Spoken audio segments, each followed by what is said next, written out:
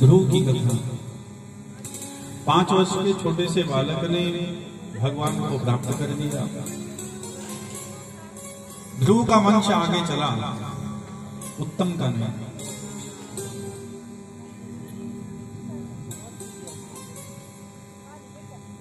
ध्रुव अंतिम समय के अंदर मृत्यु को भी पराजित करके सहदेव वैकुंठ धाम में पहुंचा।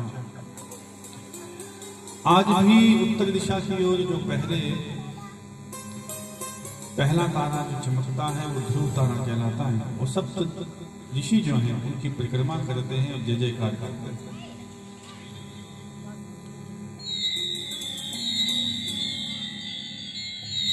आगे चल करके इन्हीं के वंश में जड़ भरत जी हुए।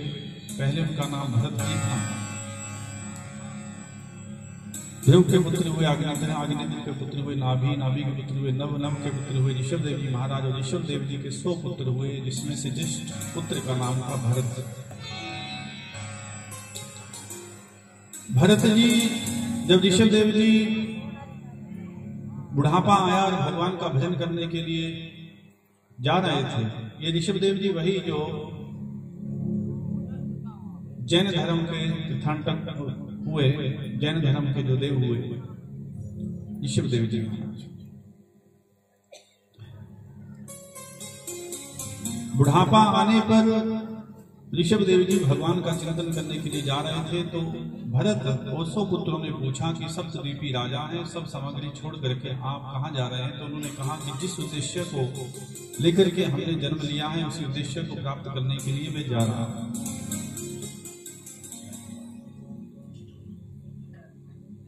गृहस्थ जीवन में भोग भोगते हुए बचपन से लेकर के अंतिम सांस तक 100 वर्ष की आयु मानी जाती है।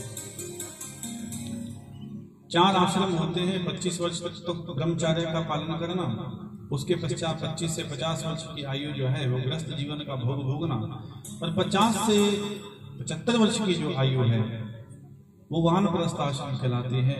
अकेले वन में रह करके, अकेले मतलब वानप्रस्थ एकांत में रहना, ये नहीं कि वन चले जाना। मैंने उस दिन भी कहा था कि घर छोड़ने की आवश्यकता नहीं है। घर छोड़ के वन में वास कियो, वनवास का त्याग कियो ही नहीं। पंचकेश बढ़ाए के धूनी तपे, सतभोग हरि को दियो ही नहीं। सत्संग का रंग घुमाए दियो, सतनाम हरि को दियो ही नहीं। कहे दास कथा सुन रे मना, तूने प्रेम प्यालो पियो ही नहीं। घर छोड़ने की आवश्यकता नहीं। अकेले वन का मतलब एकांत स्थान देखो, मंदिर देखो, घर में एकांत रहो और भजन करो। क्योंकि 50 वर्ष की आयु में तो शादी हो जाती है, बच्चों की बीननियां घर पे आ ही जाती हैं, नहीं? उसके पश्चात उनको ये संभाल दो सब सामान, और उनको कह दो कि भाई बनाया है आपके लिए, अब आगे बनाओ बढ़ाओ तो बढ़िया, और उजाड़ो तो आपकी इच्छा। तो उनको सब सौंप करके भगवान का भजन, जहां सत्संग हो सत्संग की प्राप्ति करो, कथा की प्राप्ति करो, एकांत में रह करके भगवान का भजन करो। 51, 50 के बाद में गिनती शुरू होती है 51। कौन सी होती है? 51 का मतलब क्या होता है कि अकेले वन में रहना शुरू करो। वहां क्या करें? बोले 52। आगे क्या आएगा? 52 भगवान विष्णु का ध्यान करो, नारायण का ध्यान करो। क्योंकि 52 के बाद में आ जाएगा 53। 53 का अर्थ क्या हुआ कि 13 मेरापन जो है ना बहुत कर लिया, ये 13 ये मेरा, अब 13 मेरापन छोड़ दो। क्यों छोड़ दें? ये हमने बनाया है। बोले छोड़ना पड़ेगा, आज नहीं तो कल, क्योंकि आगे चल के 54 आ रहा है। 54 का मतलब क्या है? चौथापन। बचपन गया, जवानी गई, बुढ़ापा आ रहा है। और 54 के बाद में क्या आएगा? बोले 55। 55 का मतलब क्या है? ये शरीर जो 5 तत्वों से बना हुआ है ये मिटने वाला है। इसलिए हे प्राणी, 55 के आगे आता है 56। 56 का मतलब क्या है? 6 विकृतियों का त्याग कर दे। बहुत कर लिया था, काम क्रोध लोभ मोह मत्सर इत्यादि, इसका त्याग कर। कारण क्या है? त्याग कैसे करें, किस प्रकार से करें? बोले आगे 57 आ रहा है ना। 57 का अर्थ क्या है कि ये सत्ता जिसे तू अपनी मान करके चला है, ये सत्ता अब तुम्हारी रहने वाली नहीं है। तो तू कहे कि ये मेरी है, जबरदस्ती उसे पकड़ करके बैठे तो लोग छुड़वा लेंगे, बच्चे छुड़वा लेंगे, बोले पिताजी धारो ठाक होने का जुड़ जाओ, रजिस्ट्री पर साइन तो कर दो पहले। नहीं करेंगे तो जोर जबरदस्ती से करवा लेंगे। क्यों? 58 अपने पास तो बल होगा नहीं। बल क्यों नहीं रहेगा?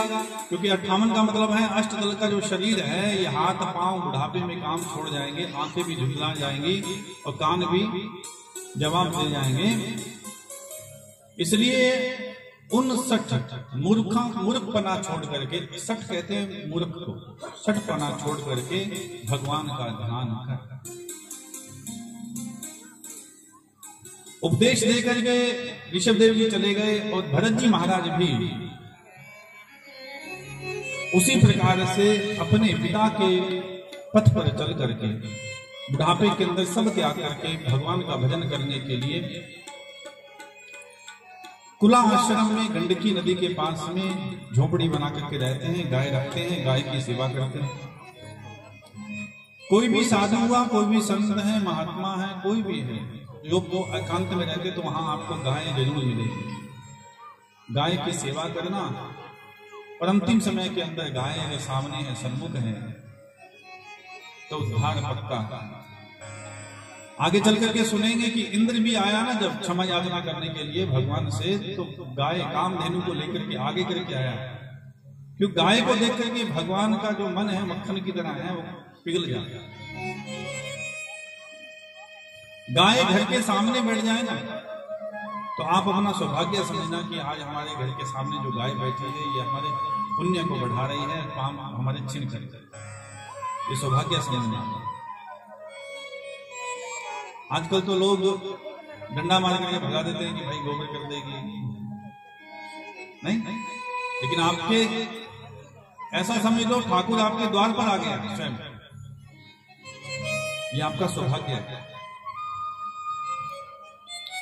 तो गाय की सेवा करते हैं, और सेवा करने पर प्रातःकाल सायंकाल भजन में लगे रहते, माला जाप करते, कंदमूल खा करके अपने जीवन का निर्वाह कर रहे थे भरत जी। एक दिन एक घटना वैसी तो हुई, एक मृगी जो गर्भावस्था के अंदर थी, उस समय भी उसका पूरा हो गया था, वो पानी पीने के लिए गंडकी नदी के पास में आई, और उसी समय सिंह ने दहाड़ लगाया पीछे से आक्रमण करने के लिए। भयभीत होकर के वो कूद पड़ी नदी के अंदर। जैसे ही कूदी तो उसका गर्भ का जो बालक था वो जन्म ले लेता है। वो स्वयं नदी पार करते करते अपना देह त्याग कर देती है, और वो जल से बहता हुआ जब वो बालक चला तो भरत जी ने उसे बचा लिया। भरत जी ने मन में विचार किया कि मां तो इसकी रही नहीं, अब लालन पालन पोषण मुझे ही करना होगा, और भगवान की कृपा है मुझे सेवा दे दी। तो पालन पोषण करने लगे, लेकिन इतने मोहित हो गए मृग के चक्कर में। आए तो भजन करने के लिए थे, लेकिन मृग पर इतने मोहित हो उठे कि दिन रात मृग का ही ध्यान करते हैं, और मृग भी गोद में आकर के बैठ जाता है, कभी मुंह चाटने लगता है। जड़ भरत जी चलने लगे तो महाराज उनके पीछे चलता है। ऐसे करते करते इतना मोह हो गया कि वो माला छूट गई और मृग के मोह में ही चलने लगे। अंतिम समय, बुढ़ापा तो था ही, अंतिम समय आया, प्राण छूटे, लेकिन मृग के शोक में, मोह में छूटे। मृग के मोह में जब वो शरीर छूटा तो कहते हैं, गीता में लिखा, भगवान श्री कृष्ण कहते हैं कि यम यम वापि स्मरण भावम त्यजत्यन्ते कलेवरम तम तम वैति कौन्ते सदा तद्भाव भविता। अंतिम समय के अंदर प्राणी प्राण त्याग करते हुए जिस प्रकार का स्मरण करता है, उसी के अनुकूल में उसे जन्म प्रदान करता हूं। अगर अंतिम समय के अंदर प्राणी प्राण त्याग करते हुए मेरा ध्यान करता है तो मैं उसे अपना लोक प्रदान करता हूं। तो संसार का अगर ध्यान करेंगे तो संसार के अंदर कीट पतंग पशु पक्षी इत्यादि बन करके जलचर थलचर उच्चर माना, जल में थल में आकाश में रहने वाले जितने भी कीट पतंग पशु पक्षी हैं, योनियों के अंदर अपने को जन्म लेना पड़ता है। और अंतिम समय में अगर भगवान यहाँ आ गए, भगवान के स्मरण में अपने प्राण त्यागे, तो अपने को वो परम धाम मिलेगा जहां से जन्म मरण का अपना चक्कर छूट जाए। देखो, नदी साधारण सी बात है कि नदी जब चलती है तो पहाड़ भी आते हैं, पत्थर भी आते हैं, मोड़ भी आते हैं, लेकिन वो तब तक बहती रहती है जब तक वो अपने प्रियतम सागर को मिल ना जाए। और जैसे ही वो सागर से मिलती है तो फिर वो नदी नदी नहीं कहलाती, सागर बन जाती है। ठीक इसी प्रकार ये आत्मा तब तक भटकती रहती है जब तक परमात्मा को प्राप्त ना कर ले, और जब वो ये परमात्मा को प्राप्त कर लेती है तो आत्मा आत्मा नहीं परमात्मा कहलाती है। उद्देश्य हम सभी का यही रहेगा, चाहे तो अब प्राप्त कर लो और चाहे महाराज फिर संसार में कीट पतंग पशु पक्षी बनते हुए 84 लाख योनियों में भटकते हुए निकलते जाओ, उसके बाद में भी मानव देह मिलेगा। तो उद्देश्य केवल यही रहेगा, या इसके अलावा कोई उद्देश्य है तो मुझे बताओ। जिस संपत्ति के पीछे हम निरंतर दौड़ रहे हैं, ये ना तो कभी हमारी थी, ना है, और ना कभी होगी, ना हुई है। सुखदेव जी वर्णन करते हैं कि धनानि भूमो पश्वस्त गोष्ठे भारे जयद्वारे जना शमशाने देहाश्चित्ताय परलोक मार्ग धर्मानो गच्छति जीवेका। जिस धन जमीन जायदाद रुपए पैसे के पीछे हम लोग निरंतर दौड़ते हैं, धनानि भूमो पश्वश्च गोष्ठे, ना तो ये कभी हमारा था, ना है, और ना कभी होगा। बहुत आए मेरा मेरा कहते हैं। भारे गृहद्वारी जना शमशान देहा चित्ता, ये शरीर दो मुट्ठी रात के बन जाएगी, पल्ले कुछ नहीं पड़ेगा। तो जिस उद्देश्य को प्राप्त करने के लिए हम लोग आए हैं उसका विचार करो। भगवान ने ऊपर ऊपर बुद्धि लगाई है, पांव के नीचे भी लगा सकता था, ऊपर ऊपर बुद्धि लगाई है। कारण क्या है? इससे विचार करो, फिर देखो, फिर सुनो, फिर बोलो। पहले विचार करो।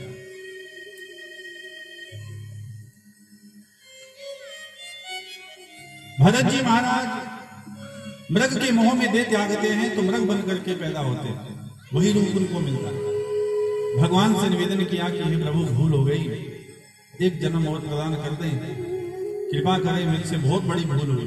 परम ज्ञानी थे, वेदज्ञ थे, मृग योनि के अंदर भी उन्हें याद है कि मैंने ये क्या भूल कर दी। और ठाकुर की कृपा ऐसी हुई कि एक दिन जंगल में आग लगी। जितने भी जंगल में रहने वाले पशु पक्षी थे वो तो दौड़ गए, लेकिन ये वहीं पे वहीं खड़े रहे, क्योंकि ये जानते थे शरीर कभी किसी का रहता नहीं और आत्मा कभी मरती। जल करके रात हुए और अंतिम समय जब आया, भगवान को याद किया कि एक मानव रूप और दे दे तो मैं आपका भजन करके आपको प्राप्त कर लूं। तो एक जन्म तीसरा इनका और हुआ, और वो भी ब्राह्मण के कुल में हुआ। 9 भाई थे। बचपन से ही इन्हें पिछले जन्मों की घटना याद थी कि मेरे साथ में क्या क्या व्यतीत हुआ, कहां तो मैं सप्तद्वीपी राजा था, सब कुछ छोड़ करके भगवान को प्राप्त करने के लिए भजन करने आया, और कहां मृग के मोह में पड़ा, और मृग के मोह में पड़ करके फिर देह छूटी, तो अब मेरा जन्म फिर मानव के रूप में हुआ है। तो ये सब मेरे अपने नहीं है, इनमें से कोई भी मेरा अपना नहीं है, मैं तो जन्म जन्मांतर से भटकता हुआ आ रहा हूं। तो उन्होंने विचार किया कि अगर मैं फिर इन सभी के मोह में पड़ गया, भाइयों के, पिता के, मां के, तो फिर मैं उद्देश्य से छूट जाऊंगा, ये मेरे अपने नहीं है। ऐसा विचार करके भरत जी महाराज मूर्ख बन करके रहने लगे।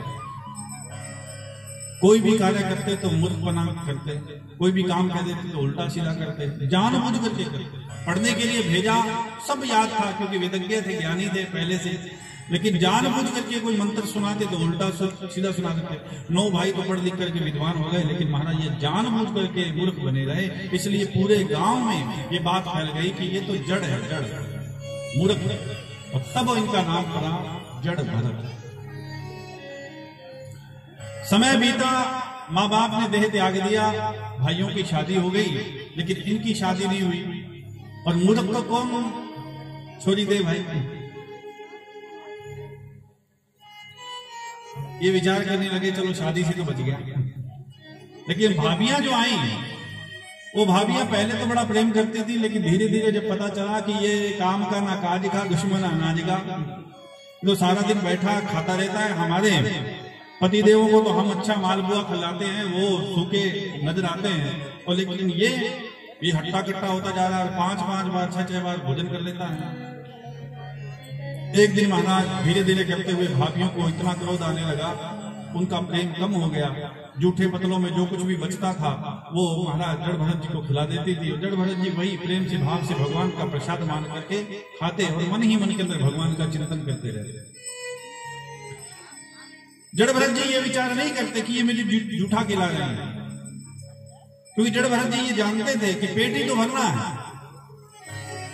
और मैंने कल कहा कि पेट कभी स्वाद नहीं मांगता, जीभ रोटी नहीं मांगती। पेट तो कहता है कि मेरे को भर दो, भले ही खल से भर दो। पेट कहता है भर दो, बस बात।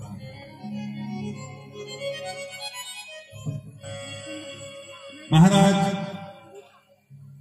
एक दिन ऐसा आया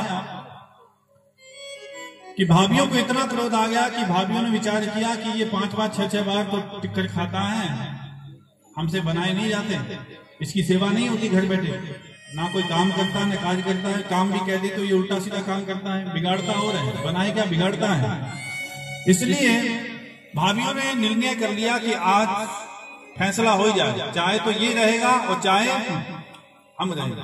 अब जैसे पतिदेव घर में आए, मुंह फुलाए हुए सारी बैठी और आपस में चर्चा कर रही थी। भोजन का समय था। पतियों ने कहा कि भाई भोजन, बोले नहीं बनाया। क्यों नहीं बनता हमसे? सारा दिन इसके लिए भोजन बना करके हम लोग थक जाते हैं और ये काम काज भी नहीं करता, इसलिए आज हम निर्णय करने के लिए बैठे हैं। एक निर्णय कर दो। बोले किस बात का? बोले या तो इसको रख लो या हमें रख लो। अब जब भाइयों ने ये बात सुनी तो भाई विचार करने लगे और वो कहने लगे कि निर्णय करो आज के आज, या तो इसको रखो घर में या हमें रखो। जैसे आजकल नहीं होता कि आजकल शादी हो जाती है 20 साल 25 साल तो माँ बाप पाल पोस करके बड़े करते हैं, धीरे धीरे करते हैं, विवाह कर देते हैं। और विवाह करने के बाद जैसे बहू आती है तो उसको तो फ्रीडम चाहिए। और बहू आकर के क्या कहती है? थोड़े दिन बीतते नहीं कि महाराज उनकी खटपट चालू हो जाती है। उसको सास सुहाती नहीं, ससुर सुहाता नहीं, ननद सुहाती नहीं। और बाद में वो क्या कह देती है? कहा तो भाई बात ऐसे है, कहा तो तेरी मां न राख ले, का मन राख। पढ़े लिखे बीए बीएड किए हुए, बोले कहा तो तेरी मां न राख ले, का मन राख ले। और देखो अपना दिक्कत टाबर है, बेटा है आजकल का, वो कितना समझदार है, बहुत समझदार है। बेबी के वे ना ना तन्ने कौन छोड़ दो, मां ना छोड़ दे। 28 तो कोई नहीं कहे, कितने दिन हो गया? अच्छा 3 दिन और काटना नहीं मैंने, छोड़ देते हैं।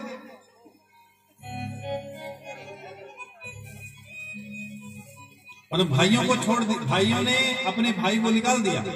अब जड़ भरत जी महाराज वहां से खेतों में रहने लगे। खेतों में कुटिया बना करके छोड़ दी कि भाई तू यही रह, खाना वाना तेरा यहीं पहुंच जाया करेगा और यहाँ साथ संभाल कर। अब खेतों के अंदर महाराज पशु आते आकर के चल चला करके बैठ जाते, ये निकालते नहीं। क्यों? राम जी का खेत, राम जी बाजरी मुझ उड़ाओ खाओ। एक दिन भाई आए देखने के लिए, क्या देखा कि पूरा के पूरे खेत जो है वो उजड़े पड़े। क्रोध में आकर के बोले वास्तव में तेरी भाभियां सही कहती थी कि तू कोई काम का नहीं है, भाग जाए यहाँ से। पीट करके महाराज भगा दिया और जंगल में जा पहुंचे। जंगल में गए तो अब भगवान से कहते हैं कि हे प्रभु बड़ी कृपा हुई, जहां से निकला था वहीं पर पहुंच गया जन्मों के बाद में, अब मैं आराम से आपका भजन करूंगा। और भजन करने के लिए बैठ गए। लेकिन वहां भी एक घटना व्यतीत हो गई। कोल भीलों का एक राजा था और वो भद्रकाली का उपासक था। उसने ये वरदान मांग रखा था कि अगर हे भद्रकाली मैया तुम मुझे पुत्र प्रदान कर दो तो मैं तुम्हारे नर बलि चढ़ाऊंगा। उसके लिए एक नरपाल भी रखा था। लेकिन समय आया, उस नर को जैसे पता चला कि मुझे बलि के लिए पाला है तो वो रात को भाग गया। अब मुहूर्त ना टल जाए इसलिए कोई ढूंढ करके लाओ। और ढूंढने के लिए गए तो जड़ भरत जी महाराज भाई राम राम करते हुए मिल गए। अब मिले तो इनको पकड़ करके ले गए। अब पकड़ करके लेकर के गए और जाकर के जैसे भद्रकाली के सामने महाराज बलि चढ़ाने लगे तो भद्रकाली मैया ने सोचा कि ये तो संत है, संत की बलि लेकर के मैं कैसे प्रसन्न रह सकती हूँ, ये मूर्ख संत को पकड़ लाए हैं। उसी क्षण महाराज भद्रकाली मैया प्रकट हो गई। जो मारने वाले थे उन्हीं की खड़ग पकड़ करके उनको मार दिया। और भद्रकाली ने जड़ भरत जी को बचा लिया। देवता पुष्प बसा करके बाजे गाजे बजाते बोलिए भद्रकाली मात की। इन्हें बचने की भी कोई खुशी नहीं है, जिसको मरने का कोई गम नहीं होता उसको बचने की भी कोई खुशी नहीं होती। अब तो महाराज जड़ भरत जी वापिस आकर के भगवान का भजन कर रहे थे कि एक घटना और व्यतीत हो गई। सिंध देश का एक राजा था रहुगण, वो कपिल भगवान के आश्रम में ज्ञान लेने के लिए जा रहा था, पालकी पर सवार होकर के। पहले रथ घोड़े हाथी पालकी यही हुआ करता था, आजकल ये गाड़ियां चली हैं। तो वो पालकी पर सवार होकर के जा रहा था कि एक कुहार बीमार हो गया। अब पालकी तो चार के बिना उठाई नहीं जा सकती, अब कैसे उठाएं? बोले महाराज कुहार बीमार हो गया। बोले अरे जंगल है और ये राज्य अपना ही है, कोई ना कोई मिल जाएगा, ढूंढ करके ले आ। अब ढूंढने के लिए गए तो जड़ भरत जी फिर मिल गए। बोले चलो। बोले कहाँ चले? बोले हमारे राजा ने कपिल भगवान के आश्रम में ज्ञान लेने जाना है, देरी हो रही है, सत्संग में पहुंचना है, इसलिए शीघ्र चलो, नहीं तो बहुत पिटेंगे। जड़ भरत जी ने कहा चलो भाई, अब चल दिए महाराज। अब जड़ भरत जी जैसे गए, आगे आगे हट्टे कट्टे थे, आगे आगे लगा दिया इनको, और लगा करके जैसे पालकी उठा करके जा रहे थे तो नीचे चींटियों को कोई भी भूण आता तो भूण देख करके महाराज वो कूद पड़ते, और कूदते जैसे ही वैसे ही वो पालकी ऊपर नीचे होती, और पालकी जब ऊपर नीचे होती महाराज तो कभी वो इधर उनका सिर लगता पालकी में, कभी इधर लगता राजा। तो उसी क्षण कह दिया उताम से शान इदम ने नाते होती, ये कौन मूर्ख है जो पालकी को ऊपर नीचे किए जा रहा है। और अब की बार इसने पालकी को ऊपर नीचे किया तो मैं इस प्रकार से इसको दंड दूंगा जैसे यमराज यमदूतों के द्वारा जीवों को प्रदान करता है। इतनी बात कहनी थी कि महाराज ठहाका लगा करके जड़ भरत जी हंस पड़े। अब जैसे ही हंसे बोले रोको, पालकी को रोको। अरे मूर्ख को मैं कह रहा हूं, ये हंस रहा है, रोको। अब जैसे पालकी को रोका, पर्दा हटाया और लेकर के कोड़ा नीचे उतरे दंड देने के लिए, तो क्या देखा, जनेऊ पहने हुए हैं, त्रिकुंड लगाए हुए हैं, बड़ी सी शिखा रखी हुई है और हंस रहे हैं, मुस्कुरा रहे हैं। तब रघुगण ने विचार किया कि मुझसे भूल हो गई कि मैंने बिना देखे एक साधु को, एक ब्राह्मण को गाली निकाल दी। हाथ जोड़ करके खड़े हो गए, महाराज से ब्रह्मदेव क्षमा करना, ब्रह्म ब्रह्म वित्तमः, आपको मैंने पहचाना नहीं। जड़ भरत जी कहते कोई बात नहीं। बोले महाराज आपको दंडित करने के लिए मैं इतने कटु वचन मैंने आपको बोले, लेकिन आप फिर भी मुस्कुरा रहे हैं और ठाका लगा करके हंस रहे थे, आपको भय नहीं लगता? बोले भय किस बात का भय भाई, तुम किसको मारते? जिसे तुम मारना चाह रहे थे वो मैं नहीं हूं। बोले नहीं महाराज, मैंने आपको ही गाली दी, मैंने आपको ही कटु वचन कहा और आपको ही मारने की बात कही, आप ही हंसे थे ना? बोले हंसा तो मैं ही था, तो आपको ही मारने की बात। बोले अरे हो सकता है, लेकिन जिसे तुम मारना चाहते हो वो मैं नहीं हूं, और जो मैं हूं उसे तुम मार नहीं सकते। यह बात सुनकर के रघुगण का दिमाग ठनका। रघुगण मन में विचार करने लगा कि ये कैसे हो सकता है, कहना क्या चाहते हैं? बोले राजन, जिसे तुम मारना चाहते हो वो तो शरीर है, लेकिन शरीर मैं नहीं, मतलब मैं आत्मा हूं। आत्मा को ना सुख व्यापता है ना दुख व्यापता है। आत्मा क्या है कि नैनम छिन्दति शस्त्राणि नैनम दहति पावका न चैनम कलेयं त्यापो न शोष्यति मारुता। नैनम छिन्दति शस्त्राणि नैनम दहति पावका न चैनम कलेयं त्यापो न शोष्यति मारुता। आत्मा तो एक प्रकाश है, पानी उसे गीला नहीं कर सकता, वायु उसे सुखा नहीं सकती, कोई शस्त्र उसे काट नहीं सकता और अग्नि उसे जला नहीं सकती। आपके चेहरे पर जो प्रकाश पड़ रहा है, कोई आपको कहे कि तलवार लेकर के काट दो, इसे काट सकते हो आप?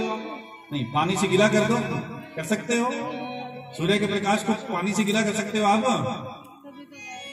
नहीं। उसी प्रकार आत्मा जो है वो तो एक प्रकाश है, और शरीर मिथ्या है। शरीर ना कभी किसी का रहा है ना किसी का रहेगा, ये तो माटी है, एक ना एक दिन माटी हो जाए। क्या आदमी का जिस्म क्या है जिस पर सैदा है जहां एक मिट्टी की इमारत, एक मिट्टी का मकान, खून का गारा है इसे।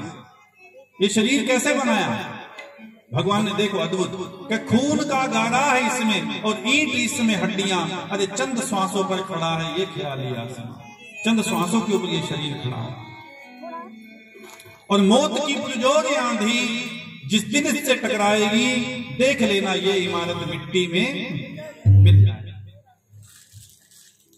तो मिट्टी का शरीर एक भजन है बड़ा सुंदर, जिसे हम अपना मान रहे हैं वो अपना नहीं है। यहां तक कि ये शरीर अपना नहीं है तो सामान सामग्री अपना कैसे हो सकता है, ये विचार करो। अंतिम समय जब आएगा तो महाराज क्या होगा, एक संत की वाणी है कि माटी में मिले माटी, अरे पानी में पानी, सभी साथ में बोलेंगे। अरे माटी में मिले माटी, पानी में पानी, अरे अभिमानी हो अभिमानी। माटी में मिले माटी, पानी में पानी, अरे अभिमानी हो अभिमानी। पानी का बुलबुला हो जैसे तेरी जिंदगानी, अरे अभिमानी हो अभिमानी। पानी का बुलबुला हो जैसे तेरी जिंदगानी, अरे अभिमानी हो अभिमानी।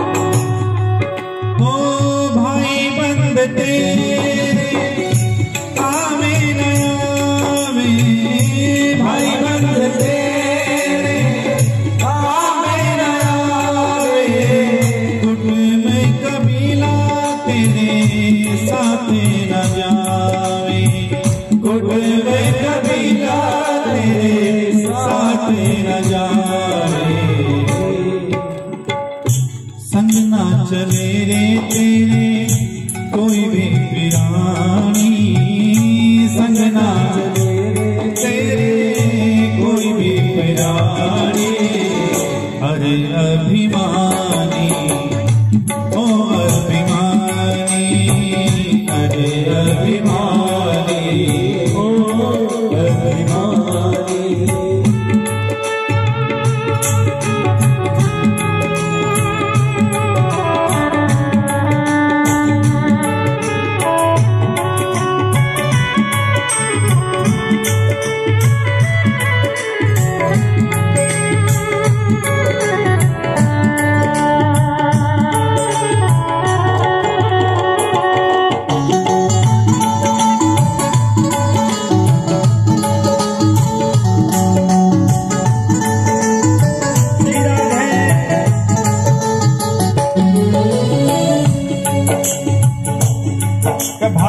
द्वारी जना शमशानी धनानी भूमो पुष्पस्ते, भार्यगृहद्वारी जना शमशानी देहास चित्ताय बदलो तुम्हारे।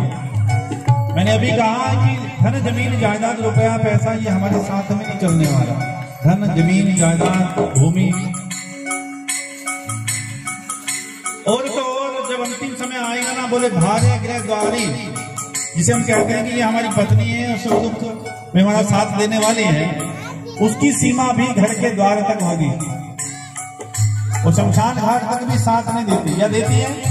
बोलो, भगवान ना करे किसी का अगर पति चला जाता है तो स्त्री शमशान घाट तक छोड़ने जाते हैं, वो तो वही द्वार पर कह देती है ओके टाटा बाय बाय चलो।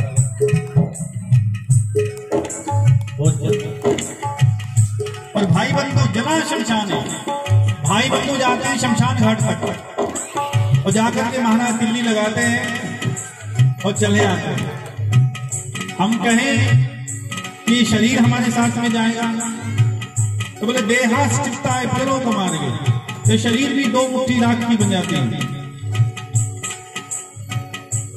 साथ में जाता क्या बोले धर्मानुगच्छति जीवे का, धर्म के अनुसार जो आपने कर्म किए ना वही केवल साथ में चलने वाले हैं। भाई बंद तेरे काम नाम और कुटुंब कबीला तेरे साथ ना। फोटो बनाएंगे टांग देंगे भैया, होली दीपावली को भी कोई सफाई होगी तो होगी उस फोटो की, नहीं तो नहीं होगी। होली दीपावली, अच्छा होली को भी नहीं उतरती, दीपावली को ही नीचे उतरती है फोटो। हो रही ना निशानी राजा वजीरों की, रहे निशानी राजा वजीरों की, एक एक ठाठ जिनकी लाख लाख हीरों की, एक एक ठाठ जिनके लाख लाख हीरों की, लाख लाख हीरों। भाई गज कपड़ा ये डोली पड़ेगी उठानी, भाई गज कपड़ा ये डोली पड़ेगी उठानी। अरे अभिमानी ओ अभिमानी, अरे अभिमानी ओ अभिमानी।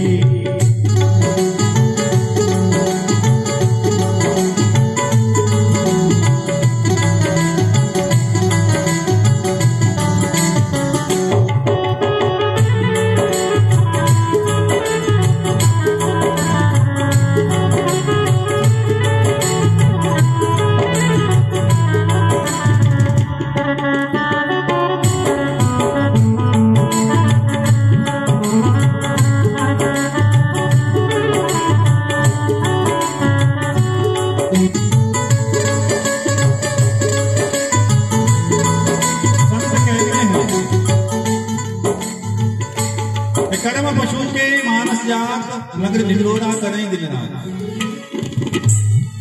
ओ खाना और पीना पशुओं का काम है, खाना और पीना पशुओं का काम है।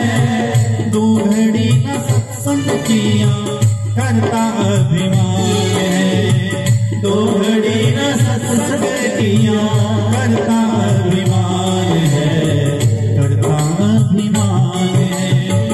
बीती जाए तेरी यूं ही जिंदगानी, बीती जाए तेरी यूं ही जिंदगानी। अरे अभिमानी ओ अभिमानी, अरे अभिमानी ओ अभिमानी। एक घड़ी आधी घड़ी आधी से बुनियाद, एक घड़ी आधी घड़ी आधी से बुनियाद। तुलसी संगत साधु की कटे कोटि अपराध, तुलसी संगत साधु की कटे कोटि अपराध। एक घड़ी आधी से भी बुनियाद, थोड़े में थोड़ा सत्संग करें तो भी अपने जितने भी पाप ताप हैं वो मिट सकते हैं। लाख मजदूरी का ढेर हो, एक जलती हुई तिल्ली डाल दो भैया, क्या होगा? राख का ढेर हो जाएगा। एक तिल्ली से लाख मजदूरी का ढेर, लाख का ढेर बन जाता है। ठीक इसी प्रकार हजारों लाखों पाप अपने बोझ करते हैं, चलते हैं तो न जाने कितने जीव अपने पाँव के नीचे अपने मार देते हैं। ये पाप हुआ क्या पुण्य? हाँ हुआ। हम ये सोचते हैं कि हमने तो कोई पाप किया ही नहीं। अरे ऊंट की तरह चल रहे थे, नीचे न जाने कितनी चींटियां मर गई, कितने जीव पांव के नीचे मर गए। घर में भी स्प्रे आजकल चलती है, मच्छर भी बेचारा उसके अंदर भी परमात्मा का रूप ही है, आत्मा ही है, भले उसको माना, लेकिन पाप तो हो गया ना, या नहीं हुआ? पाप तो हो गया। उसको मिटाने के लिए क्या करना चाहिए? तो एक घड़ी आधी से बुनियाद, तुलसी संगत साधु की कटे कोट। शतम विहाय भोक्तव्यम सहस्र स्नान में आचरेत, लक्ष्यम विहाय दातव्य कोटि व्यय कृत्वा हरि भजे। शतम विहाय, हजारों लाखों काम छोड़ करके, कोटि व्यय कृत्वा हरि भजे, करोड़ों काम छोड़ करके भगवान का भजन कर लो भैया। हो करे ले भलाई काम तेरे आएगी, करे ले भलाई काम तेरे आएगी, जाएगा जहां से तो साथ तेरे जाएगी, जाएगा जहां से तो साथ तेरे जाएगी, साथ तेरे जाएगी। कहे बिंदु शर्मा भैया, कहे रवि शर्मा अपनी छोटी सी कहानी। बोलो सर। अरे अभिमानी, अरे अभिमानी, अरे अभिमानी, ओ अभिमानी। पानी का बुलबुला हो जैसे, पानी का बुलबुला हो जैसे तेरी जिंदगानी। अरे अभिमानी, ओ अभिमानी, अरे अभिमानी, ओ अभिमानी।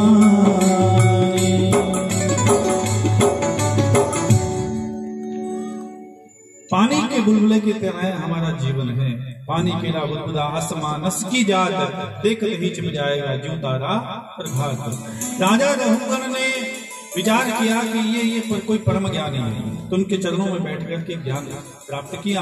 और ज्ञान प्राप्त करने के पश्चात जैसे पालकी में बैठने लगे, कपिल भगवान के आश्रम में जा रहे थे, तो कहा कि अरे तुम जा तो रहे हो राजन, लेकिन तुम्हें ज्ञान मिलेगा नहीं, तुम ज्यों के तुम ही रह गए। इतने प्रश्न तुमने मुझसे किया, मैंने उसका उत्तर दिया, लेकिन फिर भी तुम्हारे पल्ले कुछ नहीं पड़ा। तो तुम कहीं भी जाओ, तुम्हें ज्ञान की प्राप्ति नहीं हो सकती। बोले क्यों महाराज, क्या बात हो गई? बोले तुम राजा बन करके एक संत के यहाँ जा रहे हो, राजा बन करके संत के यहाँ जा रहे हो, तो कुछ नहीं मिलेगा। संत के यहाँ जाओ तो भिक्षुक